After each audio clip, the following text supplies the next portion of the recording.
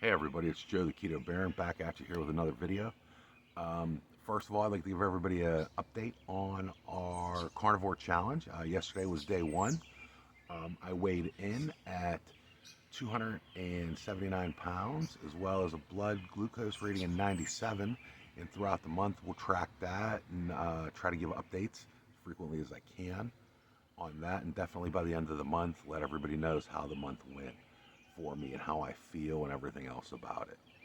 That being said, let's get into the subject of today's video. Today's video is about keto and a ketogenic diet. As I mentioned when I first got into this, one of the five things I did, the most important thing I did, was I began a keto diet, and that's what helped me get my A1C from 12.9 to 5.7.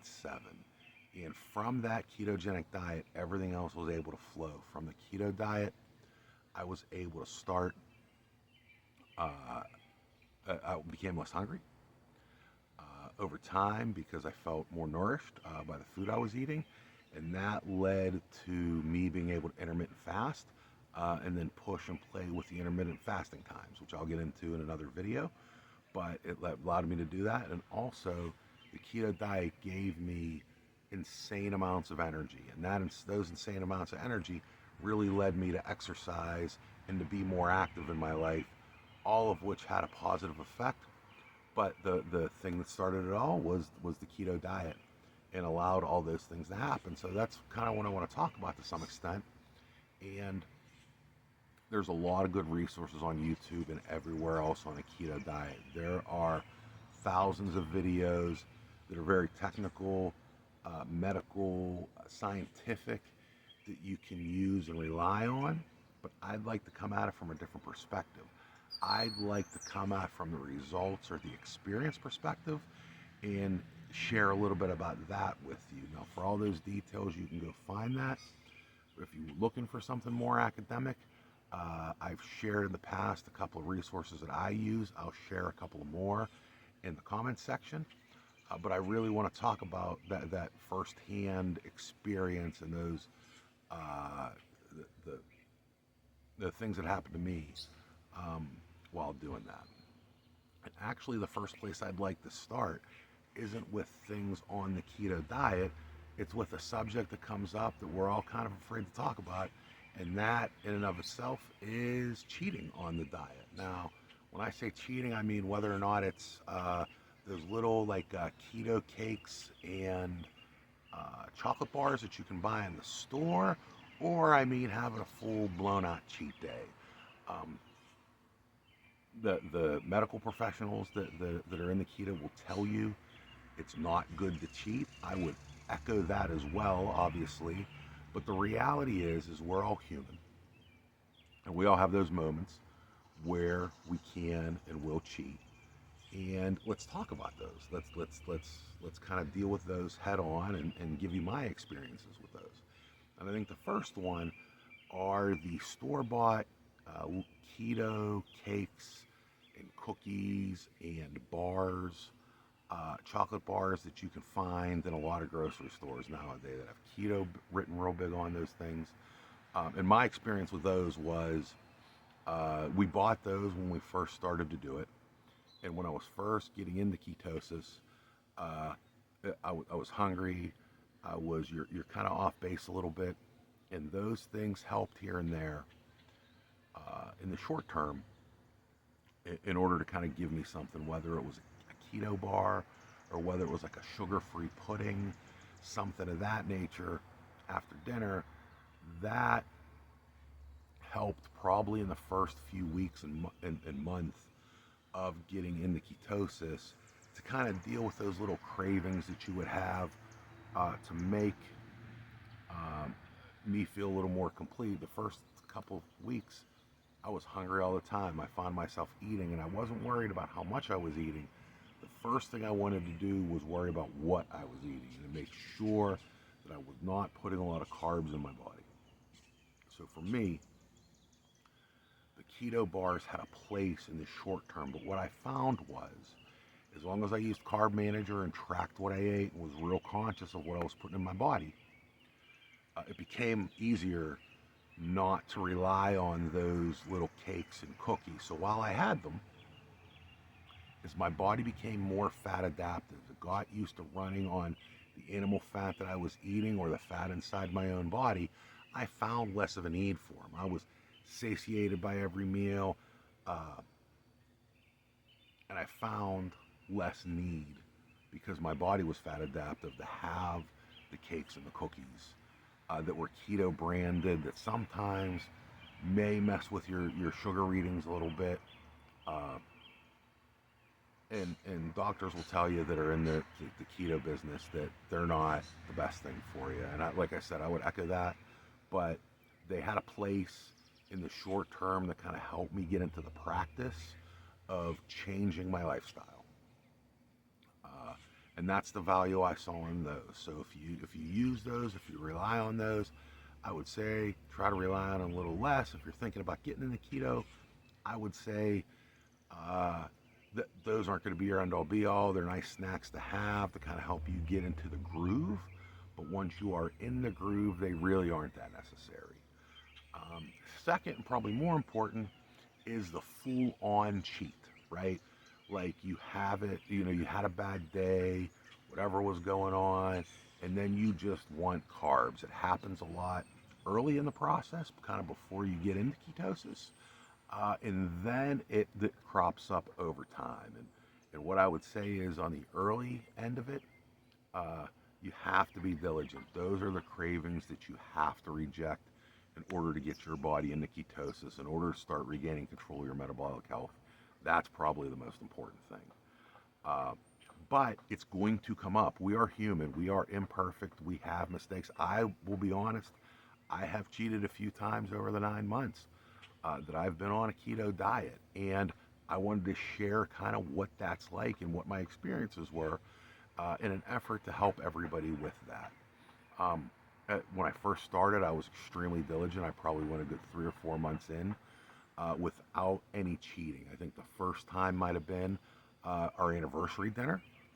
We went out to Texas Day, Brazil. We had a great keto meal with a bunch of fantastic meats. But for dessert, my wife and I had a creme brulee there that was definitely threw me out of ketosis. Um, but I want to talk a little bit about that. And I want to talk a little bit about the other times that it's happened and what I learned from that. And the first thing I learned is that when you get knocked out of ketosis, you have to get back in, and all the things you felt in that initial phase when you were getting into ketosis stink. And it happens again, and it still stinks.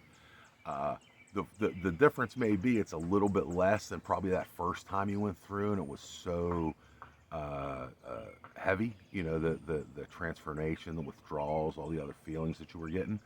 It's a little bit less, but you will feel a little touch of the keto flu and all types of things like that as you get your body into ketosis. So that's one thing that you can bet on. When you throw yourself out, it's a bear getting yourself back in. The second thing I would say is that I realized after eating some of this food, my experience was the food wasn't as good as I remembered.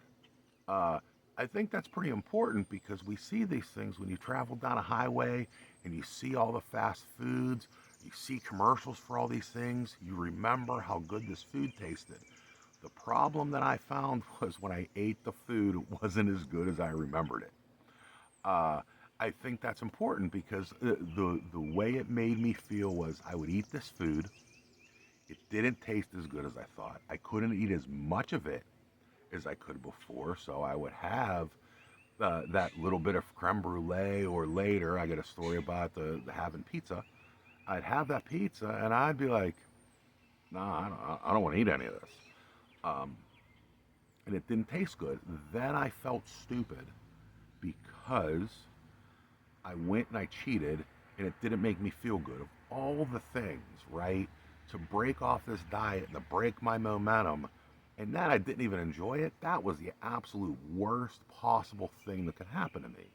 And I remember that as I see commercials for every type of carb you can imagine, as I go to the store to buy my food, and I see all these bad food choices there. I remind myself it doesn't taste like it used to, and it's not as good. And your friends and family may not understand why you shy away from those treats.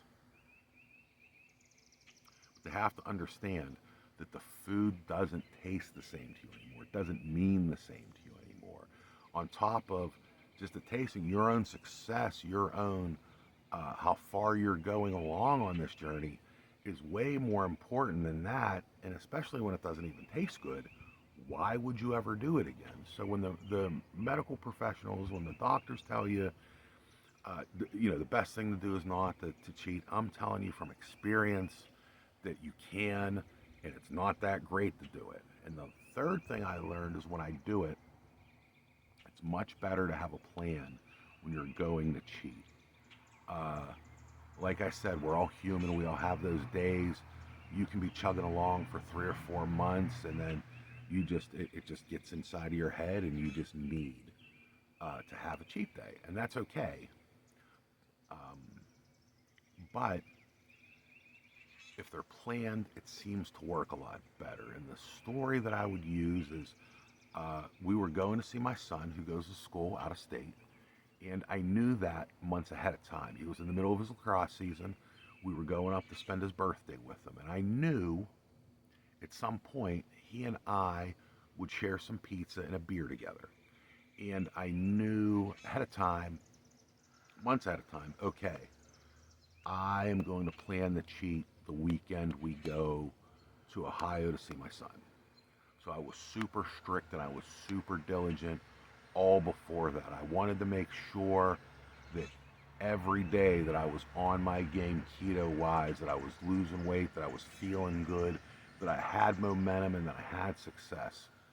So that when I got to that time I spent with my son, I could relax, clear my mind, and enjoy that time and not worry about it. Just for that one day, not worry about it, knowing what it would be like on the other side, but knowing how important that father-son time together would be, and just to kind of, let our hair down for a second and be real with one another and see how he's doing and be a good listener and be a good counsel for my son. And that's what I really wanted to do. And I did it, and we had a couple of cuts of pizza, and it wasn't very good. And I had a couple of beers with him, which I don't drink often anymore, and I wasn't prior to, but we could go through that. But I knew what I was going to do coming back into it. Every time we went to go visit him during the season, I staked out where I could go eat, and I knew what restaurants had burgers that I could order without the bun. I had an idea if I needed fast food where I could go and order just the patties. That way I wasn't getting the bun and all the stuff that's in there and the fries and all the carbs. That way I could avoid those things. I was diligent about finding what my keto alternatives were going to be. And I think that's very important because a lot of the times where we get caught in times of cheating is when we're very stressed, when we're traveling and we don't know what options there are. Now with your phone, you can kind of scout out where you're going, what options they have. I remember going to dinner and being like, hey, here's a place that has steaks. We can get steaks. I can have a steak and asparagus. And that more than worked for me. I can have a little bit of leafy greens in my salad, and that would all work absolutely perfect for my situation. So I was able to plan ahead and even able to plan those things. You can kind of isolate when you are going to cheat and how you are going to cheat. Like, when there are holidays, when there are big events, you can choose whether or not and how you're going to participate in all those things. And to that end, you can figure out, okay, I'm going to cheat here and this is how I'm going to get back into it. So you have a better mindset than just doing it impulsively. And I find that when you're in ketosis, your mind is clear, you think a lot better. That's the time to think about those things. Okay, here's the plan, here's what I'm going to do, and here's what I'm going to do when I'm done eating a piece of cake or eating the cut of pizza or eating ice cream or what have you, whatever it is that you're into. The idea is have a plan when you're getting out and don't do it frequently. Weekly is way too much. It'll all hamper your progress. The longer you go, the more results you will see. You're not lying to anybody else other than yourself. You're not lying to anybody else other than your own results. And you're going to have enough ebb and flow when you're on point that you don't really want to confound the problem by adding cheat days and things of that nature in. But like I said, sometimes it's you're going to need one. And I found probably over the time, maybe once every 3 months, maybe once every 2.5 months, I probably need some time for myself in order to kind of do that and kind of reset and recharge my battery and get into it. I agree with all those experts that it's not a good idea, but it's probably something you have to experience for yourself. You have to feel and realize that you have come too far to go back down that path, and the success feels too fantastic to keep doing it. So while you're going to do it once, you get it out of your system, all those images that you took in for months, whether it's driving down the street or advertisements that you get all over the place that inundate you with all this food, you're going to break down every once in a while. And when that happens, that's okay. But I want to reinforce the message: if you have a plan, you will be all right. And to realize that food is foods like that cause the problem somewhere, some inflammation, some metabolic disease. And the best thing you can do is to get rid of that. While you might do it once, continuing down that road back to that lifestyle is something you do not want to be involved with again. And focus on your success and focus on the mountains that you have climbed. And once you're set on that success, nothing feels better. You want to tell everybody like I am now. You want to share that. You want to help other people, and all that cheating and all that stuff will just slow that down. So in closing, hey, if you haven't yet, please like, subscribe, and hit the notification bell so that you know when videos are coming. I probably won't post as much as I have starting this up.